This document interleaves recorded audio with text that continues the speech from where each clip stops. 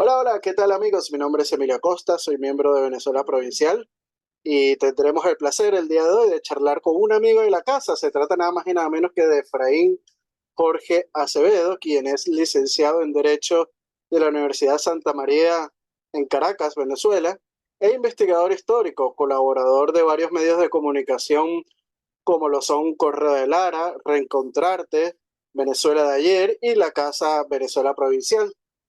Y bueno, el día de hoy estaremos hablando de un tema muy interesante y lleno de mitos, como es los llaneros, siempre leales a la monarquía hispánica. Y es que hay un mito muy extendido por la historiografía oficial, que es que los llaneros cambiaron de bando una vez muerto el caudillo realista José Tomás Boves, ya que Bolívar les ofreció la libertad, cosa que es falsa, ¿no? Y bueno, muchos de los llaneros de las huestes de Boves continúan en el bando realista. La mayoría de la caballería de Pablo Morillo estará formada por jinetes llaneros, hay que decirlo así. Así que sin más, bienvenido una vez más a tu casa, Efraín.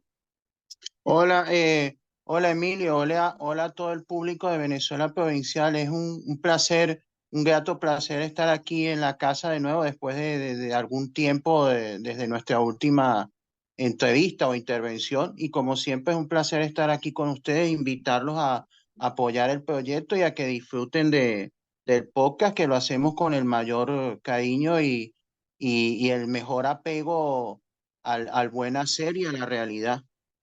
Así es, Efraín, no teníamos el placer de tenerte en el canal desde abril, desde que el famoso podcast sobre el 19 de abril de 1810, pero bueno, hoy venimos con este tema lleno de mitos y muy desconocido por el público en general. Así que bueno, háblanos de este mito de los llaneros que está tan arraigado en la historiografía oficial y sobre todo en la psiquis de las personas de a pie, ¿no? En Venezuela. Bueno, lo que hay que decir es que este es un tema complejo, ¿no? O sea, no es un tema que se pueda reducir con explicaciones reduccionistas, ¿no? Simplistas y mucho menos del tipo maniqueo, ¿no? De lo blanco y negro como se suele hacer desde la historiografía oficial, ¿no? Pero lo que primero que tenemos que decir es que, claro, y bueno, y sobre todo para los amigos que no son venezolanos, hay que recordar un poco el contexto y ubicarnos en el sitio geográfico, ¿no? Que es que en Venezuela la región de los llanos, lo que son los llanos venezolanos, es una región muy extensa, ¿no? Como yo mencionaba en otro podcast, en otro canal recientemente, es una región que equivale aproximadamente a tres cuartas partes de lo que sería la España actual, ¿no? La España actual, que tiene como poco más de 500.000 kilómetros cuadrados, 505.000, si recuerdo bien, y la región de los llanos venezolanos tiene 370 y algo, ¿no? 370 y pico mil kilómetros cuadrados. Es una zona extensísima, ¿no? Y entonces, claro, y en esa época, bueno, como ahora, pues estaba habitada por lo que se denomina el gentilicio de los llaneos, ¿no? Que los llaneos en aquel tiempo en su mayoría eran pardos, o sea, pardos, que era como se denominaba en Venezuela a los mestizos de todas las categorías, ¿no? A los que eran producto del mestizaje, de la mezcla entre las diferentes etnias o razas, ¿no?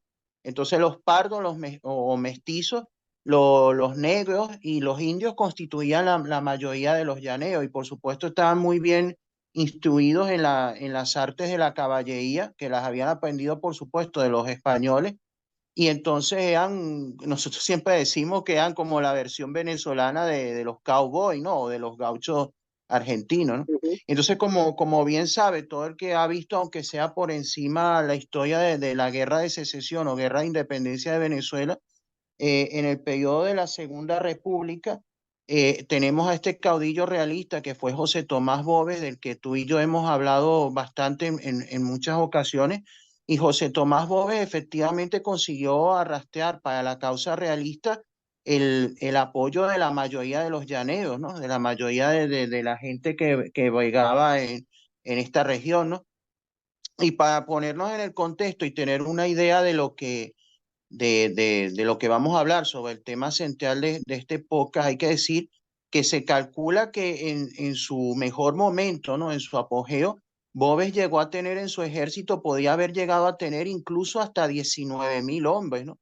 19.000 hombres, aunque bueno, es cierto que esos hombres no todos eran, aunque sí la inmensa mayoría eran llaneros, pero también habían algunos miles que eran, por ejemplo, los negros de la región de los valles del Tuy, en lo que actualmente es el estado Miranda, Sí, los que se negros de habían sobre... Barlovento también, los indígenas de Guayana, los Cariña, por ejemplo. Exactamente, exactamente, que también acudieron al llamado de Boves, pero sí, bueno, que sí que la mayoría eran jinetes llaneros, ¿no? La mayoría eran llaneros, entonces, claro, Sí, la sí, caballería es fundamentalmente llanera.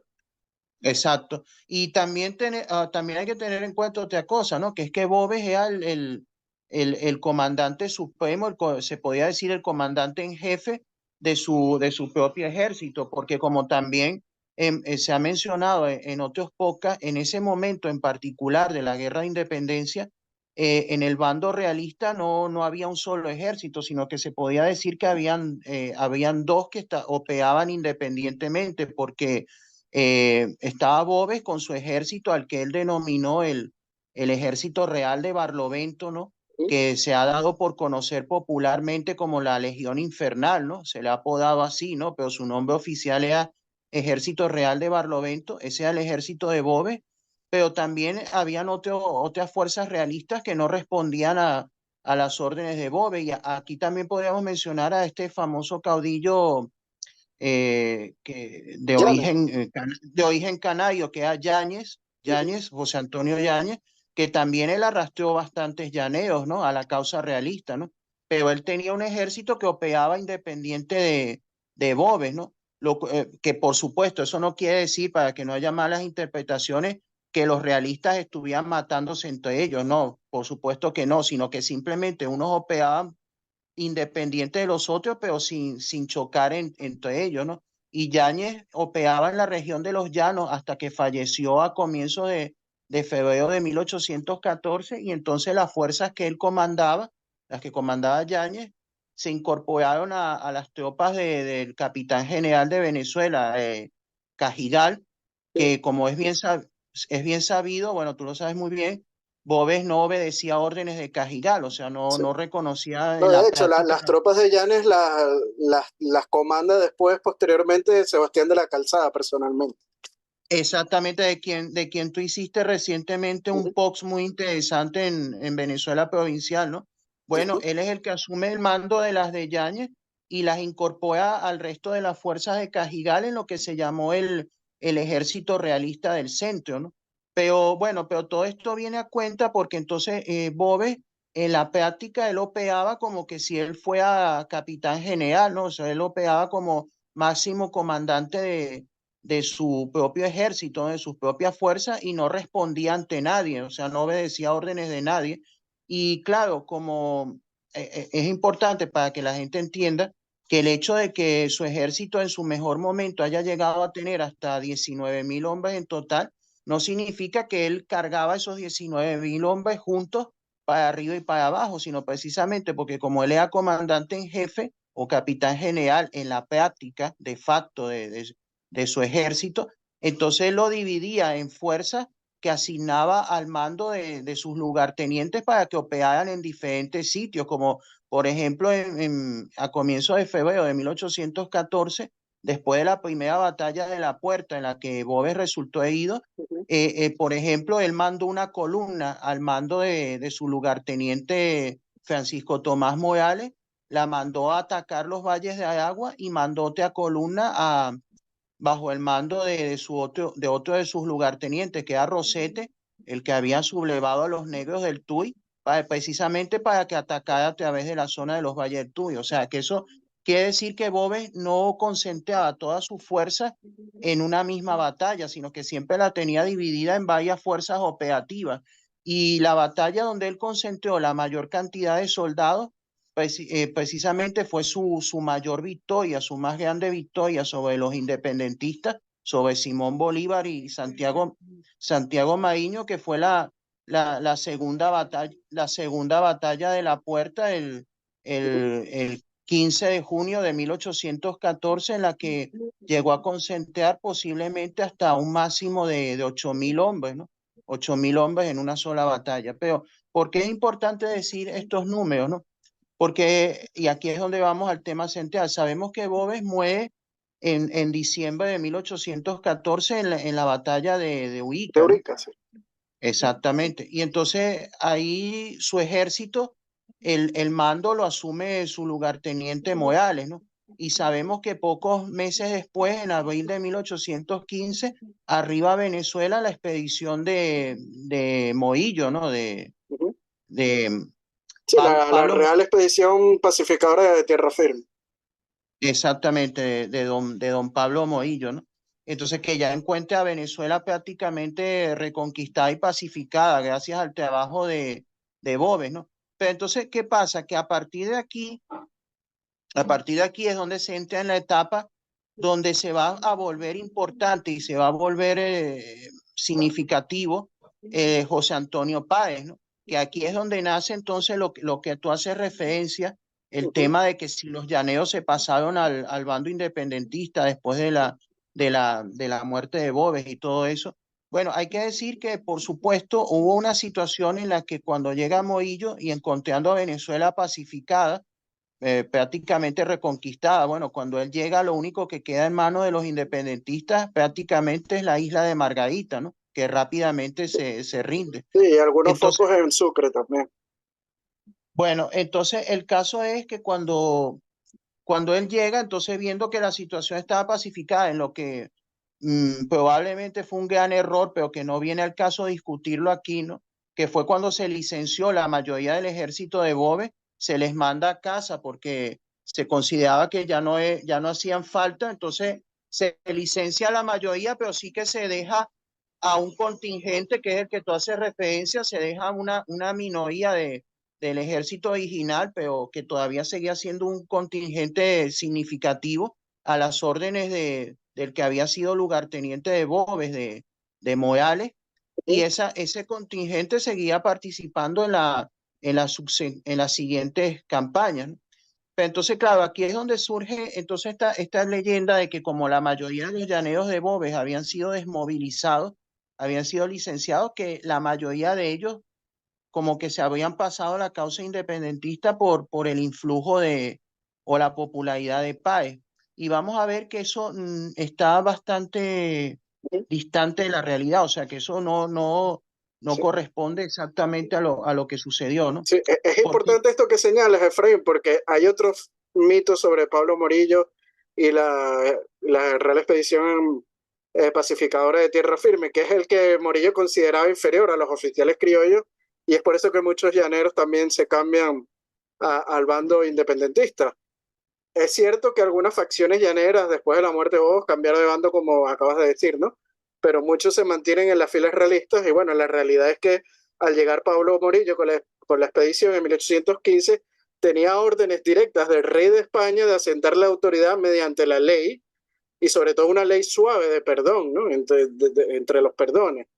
Y entre las órdenes también estaba la asimilación a unidades regulares de las milicias llaneras, las cuales no se les reconocía los grados militares que habían obtenido al ujú, convertirse en tropas profesionales. También el desarme de la población civil, ¿no? Porque si se quiere pacificar el territorio, es imposible que la población civil pues tenga armas, ¿no? Y este error fue grave, pues puso en manos de los insurgentes una excusa para captar adeptos, ofreciendo, eso sí, Efraín, grados y tierras, lo que fue usado en 1818, ujú. sobre todo por Páez, ¿no? Desde las filas insurgentes para reclutar estos llaneros, ¿no? Y aunque los llaneros Esa, no lo siguieron en igual número y con la decisión que siguieron a Boves, como bien cita el historiador venezolano Edgardo Mondolfi, muchos de los llaneros de las huestes de Boves continúan en el bando realista y la mayoría de la caballería de Morillo está formada por jinetes. Y hay una cita muy importante de Laureano Vallenilla Lanz en su obra El Cesarismo Democrático, que con tu permiso voy a citar, es sobre la memoria ujú. presentada a las Cortes por el ministro de Guerra, el Marqués de las Amarillas, el 14 de julio de 1820, con respecto a los hombres que componían las fuerzas de Pablo Morillo en Venezuela y sobre la caballería, dice lo siguiente, citamos a Laureano Vallenilla Lanz. 12.016 es el número de caballos que alcanzaba en Venezuela a 6.426. De estos, solo 426 habían sido traídos de España. O sea, como es bien Mm. sabido, la gran mayoría de la caballería durante la guerra de independencia era llanera, sobre todo gracias Sí. a su acceso a los caballos cimarrones del llano y a su destreza de montarlo de los llaneros, ¿no? O sea, de esos 6.426 caballos, solamente 426 venían de España. Y por supuesto, los que cabalgaban estos caballos eran de su mayoría llaneros, ¿no? Exacto. No, pero es que precisamente concatenando con lo que tú estás diciendo, o sea, encajando perfectamente, a eso es a lo que yo iba. Bueno, aquí, bueno, antes de citar unas cifras que yo tengo aquí, es necesario explicar un poco la situación con respecto a Páez, ¿no? Nosotros sabemos que Páez, tanto en la Primera como en la Segunda República, por eso también lo hemos hablado en el pasado, en la Ujú. Primera y en la Segunda República, Páez no era un personaje importante, sino que era un oficial bueno, de relativo bajo rango, ¿no? O No, sea, un inclusive capitán. José Domingo Díaz, como explicamos en el podcast, dice que hasta era realista, ¿no? Bueno, sí, eso es otra cosa aparte, que tuvo un Ujú, periodo ahí, bueno, pero que entonces él, lo que yo venía diciendo antes, que él se empieza a hacer importante es precisamente con la caída de la Segunda República, ¿no? ¿Por qué? Porque entonces cae la Segunda República, o sea, fundamentalmente gracias a Boves.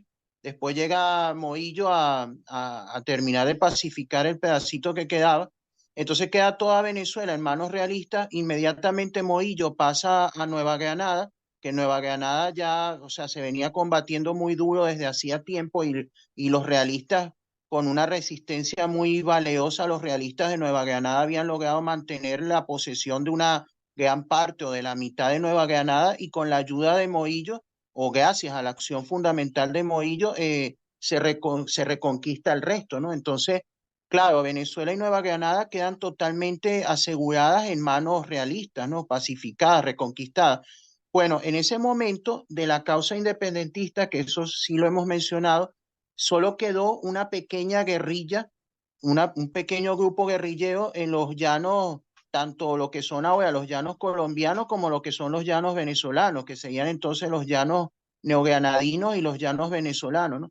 En esa amplia, extensa región quedó un pequeño grupo guerrillero que fue todo lo que sobrevivió, todo lo que quedó de la causa independentista en ese momento de ese pequeño grupo guerrillero comandado por Páez. Bueno, al principio estaba supuestamente bajo el mando de Santander, ¿no? Pero Santander sabemos que rápidamente fue desconocida su autoridad y entonces quedó bajo el mando de Páez, pero es un grupo muy pequeño. En algún momento yo creo que incluso llegaron a ser 300 hombres, después 500 hombres. Bueno, y entonces a partir de ahí fue que Páez comenzó su lucha en solitario para levantar de nuevo la causa independentista en la región de los Llanos.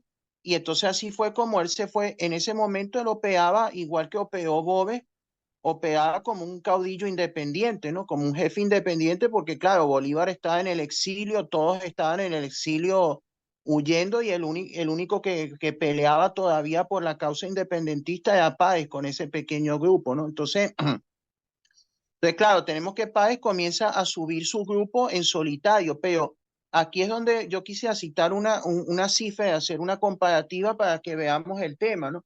Por ujú. lo menos en la batalla, la famosa batalla del Yagual, que fue una de las primeras batallas así, vamos a decir, significativas o destacadas de la carrera perdón, de Páez, el 30 de mayo o 31 de mayo de 1816, tenemos que en esa batalla Páez tenía apenas 700 jinetes, ¿no? Tenía apenas 700 jinetes llaneros en la batalla del Yagual en mayo de 1816. Luego, en otra célebre batalla, que fue la batalla de Mucuita, el 28 de enero de 1817, Páez tiene entre, entre 1100 y 1300 llaneros, ¿no? Entre 1100 y 1300 jinetes llaneros. Luego, ya viene la etapa en la que él se junta con Bolívar, porque Bolívar había vuelto desde Haití con la expedición de los Cayos y había comenzado a combatir en el oriente de Venezuela en toda Y esa en zona, Guayana. y en Guayana, y entonces Bolívar se junta con Páez y los dos pelean en la batalla de Calabozo el 12 de febrero de 1818, y en esta batalla tenemos que los independentistas tenían 3000 jinetes, ¿no? pero esos 3.000 jinetes no todos eran llaneros de Páez, porque habían algunos también que los había traído Bolívar que venían de otras zonas del país, del oriente, eso. Pero bueno, pero vamos a asumir, sí es cierto que la mayoría de esos 3.000 jinetes eran llaneros, pero no todos, ¿no? No, y ya a Luego, partir de esas fechas también hay que contar con la Legión Británica, que está presente también sí, bueno, acompañando a Bolívar. Y a pero Páez los, también la sí, acompañan los llanos. exacto, pero la Legión Británica recuerda que era más que todo infantería, ¿no? Y entonces yo Sí. estoy citando de ahorita caballería de... Bueno, pero entonces luego en la campaña de Apure de 1819, Bolívar, Páez contribuyó a esa campaña, se dice que entre 2.000 y 4.000 apueños, ¿no? O sea, con naturales de la región de Apure en los llanos, ¿no? Con un mínimo de 2.000 y un máximo de 4.000 llaneos de Apure, ¿no? Y luego, bueno, la batalla de la que sea del medio, ahí sabemos que eso fue un combate donde solamente peleó con 150 y tantos jinetes, porque eso fue otra cosa, ¿no? Eso fue más la Ahí fama los que la... informes de cada quien dicen una cosa distinta. O sea, Exacto. Y luego tenemos que ya si damos, porque después de eso, cuando Bolívar marcha a Nueva Granada en 1819, deja a Páez como gobernador en la región de la Pue, que ya estaba conquistada por los independentistas, y Páez entonces entra ahí en una etapa donde no hay mucha actividad bélica hasta 1821, que es cuando va a ocurrir la batalla de Carabobo, y entonces el 10 de mayo de 1821 sale Páez de Achagua con 1.000 infantes y 1.500 jinetes, que fue su contribución al ejército que peleó en Carabobo. Pero ¿qué quiero decir con todo esto? Que de acuerdo a esta cifra, en el mejor de los casos y en su momento de apogeo, en el país lo máximo que llegó a movilizar fue 4.000 llaneros. Y eso siendo optimistas, ¿no? Siendo ujú. optimistas y en el momento de mayor apogeo, de mayor movilización, Páez llegó a tener un máximo de 4.000 llaneros. Entonces, si tú comparas eso con las cifras que mencionamos antes de Boves, que Boves llegó a tener un ejército en total hasta de 19.000 hombres y en una sola batalla llegó a movilizar hasta 8.000 llaneros, entonces, si comparamos con eso, el que Páez solamente podía movilizar en su mejor momento hasta 4.000 y normalmente en la mayoría de las batallas que peleó con entre 700, 1.000, 1.300 hombres. Eso te da una idea de que Páez no tenía el mismo poder de convocatoria de Boves, ¿no? O sea, que no llegó a tener un ejército tan nutrido, tan grande como el de Boves, ¿no? Entonces, pues ahí ya podemos decir que entonces Sí, ese muchos mito se preguntarán, ¿qué pasó con esos llaneros, no? Que ahí las cifras no cuadran. Pues continuaron peleando en el bando realista, en el monárquico. Sí, bueno, yo pienso que y a este nivel, ¿no? A estas alturas de la guerra, yo pienso que habían tres situaciones, ¿no? Respecto a esos llaneros que estuvieron con Boves. Uno, por supuesto, los que tú estás citando, una gran parte, quizás la mayoría, siguieron con las fuerzas realistas, ¿no? Bueno, no exactamente la mayoría, porque como también hemos dicho, es verdad que se licenció a muchos de ellos o a la mayoría.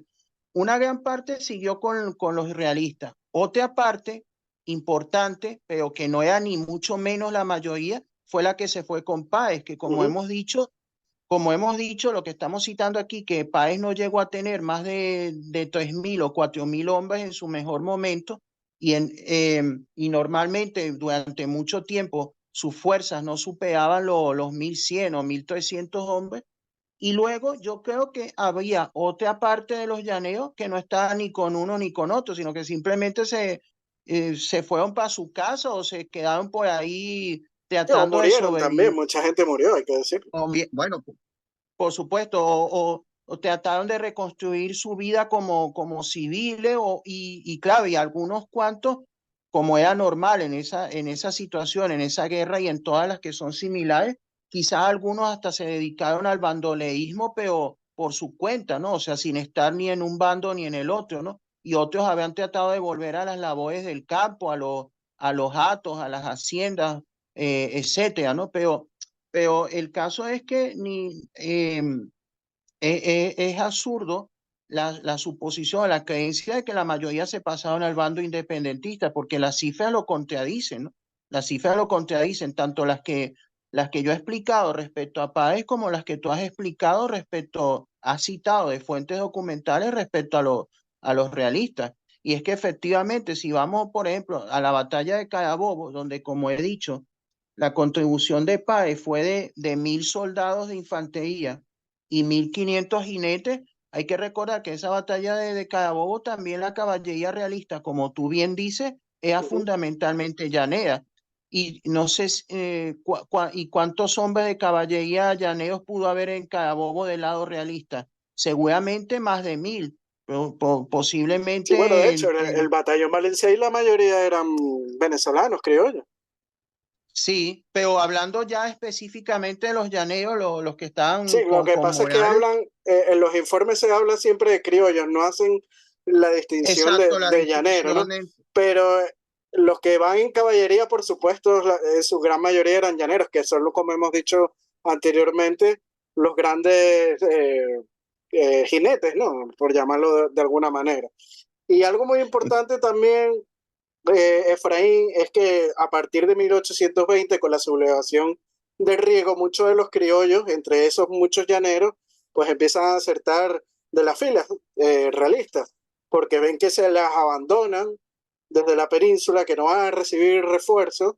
También muchos de ellos son conservadores y prefieren el antiguo régimen, ¿no? Ante un gobierno liberal aceptando una constitución. Y también luego de la firma del armisticio que es obligado Pablo Morillo, pues lo ven como una posición débil en comparación con los republicanos. Y ahí vemos casos como el Indio Reyes Vargas o el padre Torrelas, que cambian de bando, ¿no? Al republicano, ¿no? Después de 1820 y 1821. Pero hay que decir algo también, Efraín.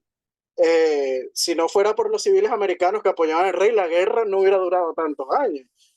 Hay que Exacto, decirlo así. pero en el caso que nos ocupa, el caso de los llaneros, es Ujú, que específicamente hay una cosa que es para reflexionar, ¿no? Si volviendo al caso de Bove, Bove en octubre de 1813, él sufrió una gran derrota. Bueno, en ese momento él apenas estaba comenzando su carrera como líder militar, como caudillo independiente, ¿no? Como caudillo que no obedecía a nadie, que estaba actuando por su cuenta, ¿no? Bueno, en octubre de 1813 él sufre una fuerte derrota, la única gran derrota en realidad que él sufrió, que fue a manos de Campo Elías, ¿no? De este caudillo ujú. independentista que había nacido en lo que actualmente es la comunidad autónoma de La Rioja, ¿no? En España, en la España peninsular, ¿no? Que era aquel español que decía que iba a matar a todos los españoles, después se Sí, iba que a se iba a suicidar degollar porque se iba a por ser degollar, español. exacto. Exacto. Bueno, entonces en esa batalla, que no recuerdo ahorita el nombre de la batalla en sí, pero que fue en octubre de 1813, Boves Sí, sufrió eso una gran fue en derrota. Calabozo, en Guárico. Bueno, exacto. Él sufrió una gran derrota y Boves apenas pudo escapar con unos pocos hombres. No sé si fue con 70 hombres o algo así, ¿no? O con 7 hombres, ya no. Pero a lo que voy es que, bueno, imagínate un hombre que sufre esa derrota y escapa con muy pocos hombres sobrevivientes de su fuerza. ¿Y qué ocurre? A las pocas semanas, porque ya para finales de noviembre o principios de diciembre de 1813, Boves había reunido un ejército de 6.000 hombres. O sea, de la nada, en pocas semanas ya había reunido 6.000 hombres, muchos más de los que reunió Páez en su mejor momento, ¿no? Entonces eso te da una idea a ti del poder de convocatoria que tenía Boves y ese poder no lo tuvo ningún otro caudillo en la guerra, ni de un bando ni del otro. Es por eso que cuando muere Boves, claro, no se vuelve a repetir ese fenómeno, porque si es verdad, no lo vamos a negar, que Páez era popular.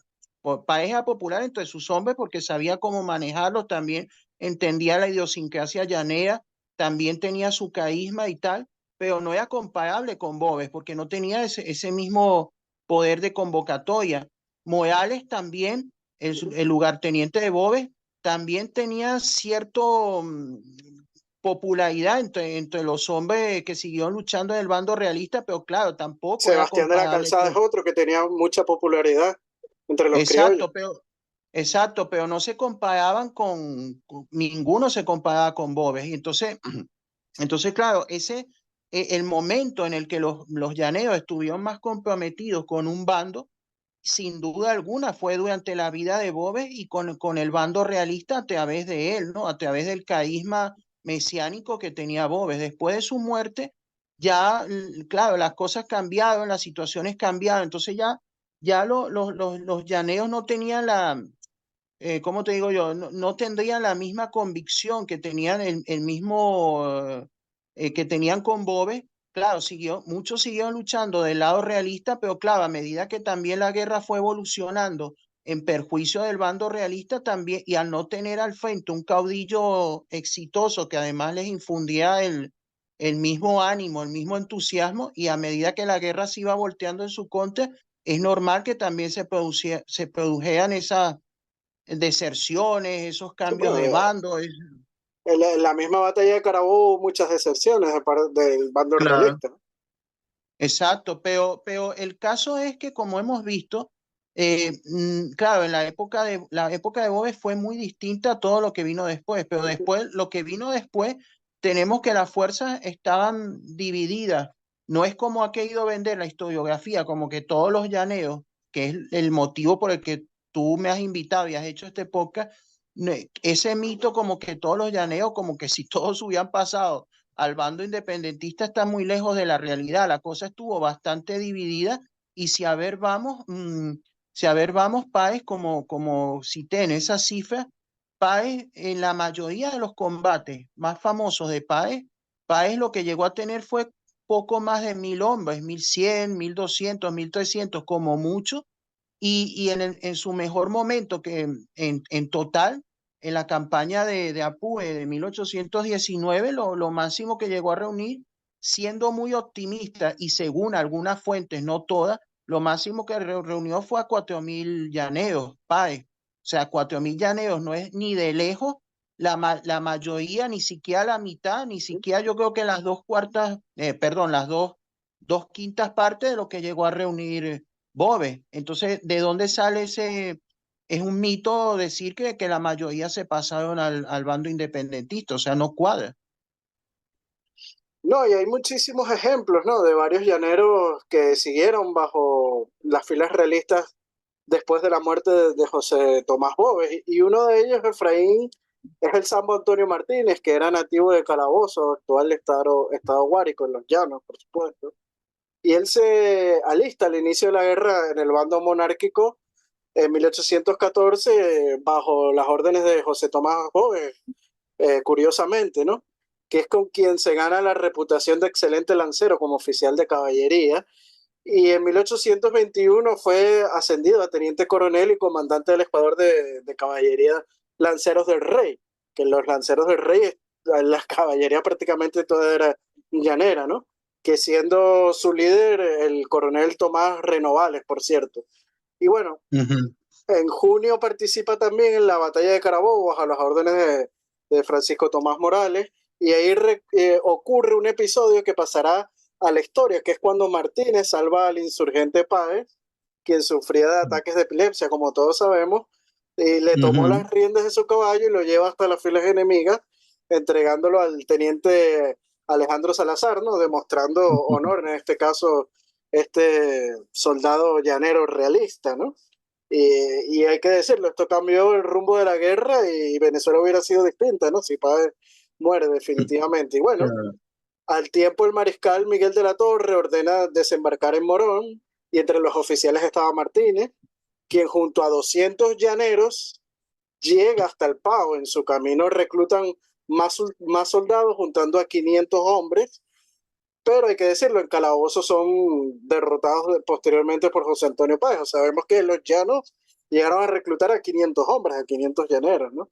Y en Claro. 1822, en Guardatinajas, Martínez recibió la orden de promover una revolución, pero son sofocados y sus fuerzas disueltas, ¿no? Y Guardatinajas es la zona también central de Venezuela, de los llanos, ¿no? y a partir de aquí pues se perdió el rastro, ¿no? de Martínez. También está otro ejemplo, Efraín, que es el ejemplo de Braulio Fernández, quien nació Mm, en 1790 en la población de Chaguaramal, en el actual estado Guárico. Algunos puentes señalan Chaguaramas, ¿no? El nombre de este pueblo, pero bueno, en fin, nació en lo que es el actual estado Guárico, en los llanos también. Y en 1818 este soldado es seleccionado entre más de 1.000 hombres en el pueblo de San José de Unare, o sea, en los llanos anzoatiguenses, para integrar la Guardia de Honor del general de los Reales Ejércitos de Tierra Firme. ¿Quién es este señor? Nada más y nada menos que de Pablo Morillo. O sea, que la Guardia de Honor de Pablo Morillo estaba integrada por llaneros, y hay que claro. decirlo. Posteriormente, Braulio Fernández recibirá el grado de teniente. Y bueno, como hemos señalado antes, en 1820 ocurre la sublevación de Riego en la península, que los realistas no pueden recibir refuerzos. Morillo ofrece el armisticio, esto muestra debilidad y Braulio, ante esta situación, cambia de bando, ¿no? Termina en el bando Mm, insurgente, pero esto ya es en 1820, 1821, ¿no? Después de la muerte de claro, José Tomás Bove. Y como bien claro. señala también sobre Braulio, el historiador venezolano Tomás Estraca, en su obra Las razones de Don Braulio, o el realismo popular venezolano como problema historiográfico, ¿no? O sea, que esto es Mm. analizado por gente como Tomás Estraca, ¿no? De la vida de Braulio Fernández. Y bueno, y así muchos ejemplos más. Pudiéramos incluir al indio José Dionisio Cisneros, que en sus guerrillas habían jinetes que era proveniente de los llanos, inclusive hay guerrillas realistas en la zona de los llanos después de la batalla de Carabobo de Mm. 1821 y después de la derrota de las fuerzas realistas en Puerto Cabello. O sea que es todo un mito, ¿no? Esto de que los llaneros, después de que José Tomás Móvez murió, pues se cambiaron todos de bando en pro de la libertad al bando republicano, ¿no? Que le ofrecía Simón Bolívar.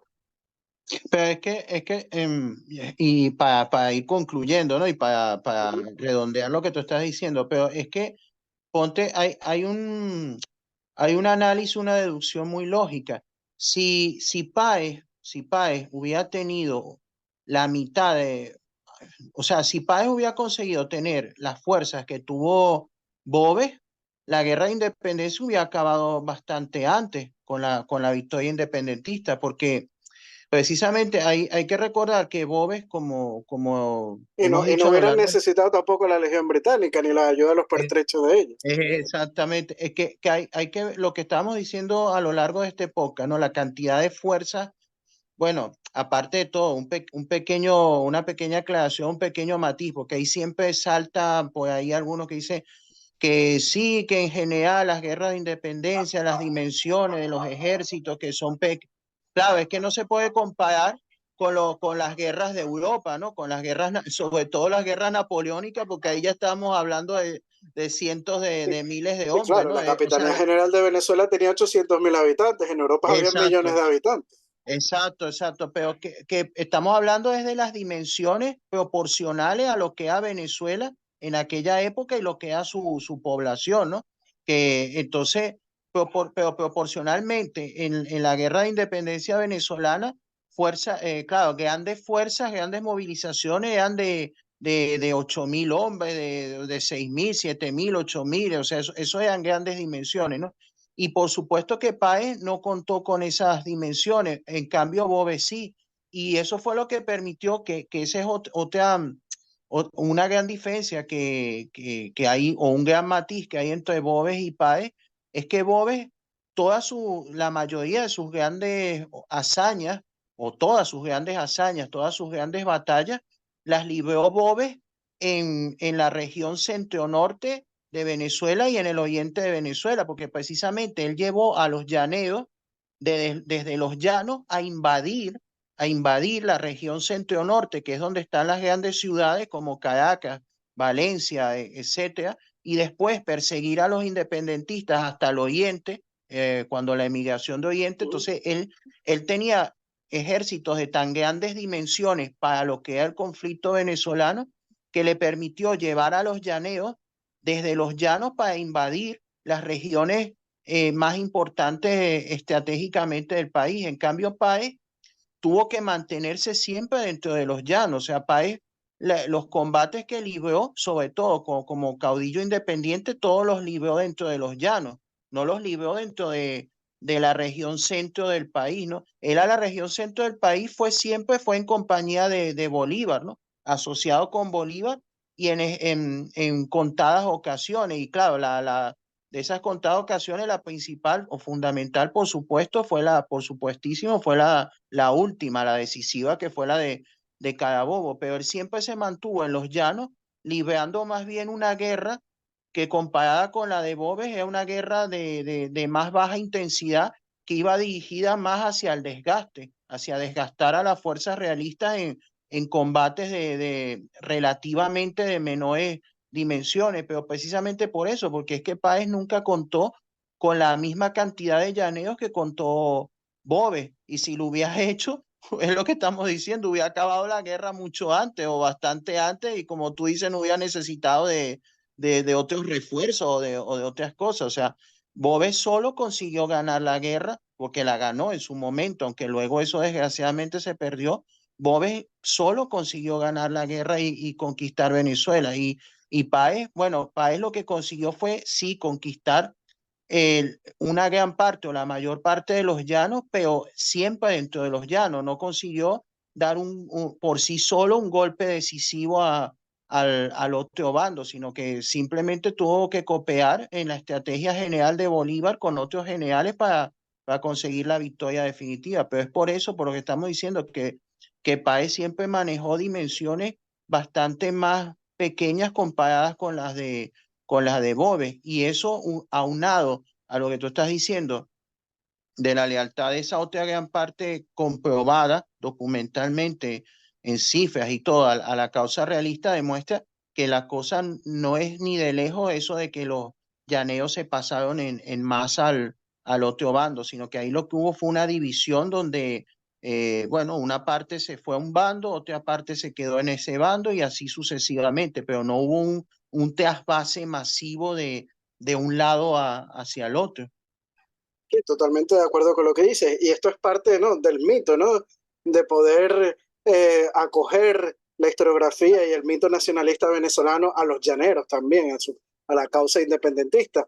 Algo parecido a lo que sucede con el Zulia, ¿no? Que fue totalmente realista hasta el final en la guerra de independencia, y Ujú. tienen que imponer la figura de Rafael Urdaneta para decir que también fueron proclives a la causa independentista, o con Guayana, la figura de Piar, ¿no? Cuando Guayana fue sumamente leal a la monarquía hispánica, y por eso se inventa la octava estrella y todos estos cuentos.